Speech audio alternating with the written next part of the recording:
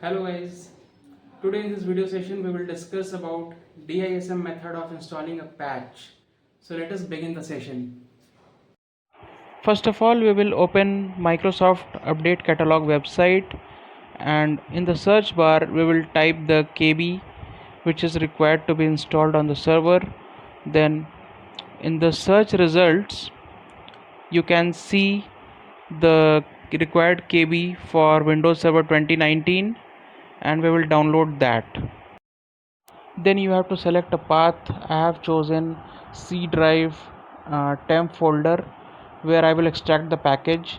These are the steps of performing the DISM method. So I will just right click on the package, downloaded update, copy as path, and I will paste the path in the below command you can see here. You can just pause the video and note down the commands, and I would just copy the destination path like extract folder path, and I would paste in the command.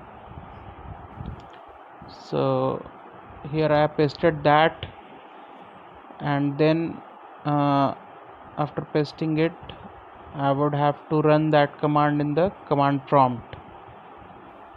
So I would copy this command and I would open a command prompt and run as administrator. Click on yes, and you have to paste the command here, enter, and now you can see all the files have been extracted. You can see all the files have got extracted here in the extract folder. Now it's turn to run another command to install the patch through DISM, the last command. You have to just put the KB number here, and I would copy the KB number from here and just paste that KB number in the command, and after that I would have to run this command in the command prompt. So we'll copy now and just paste this command in the command prompt and would enter.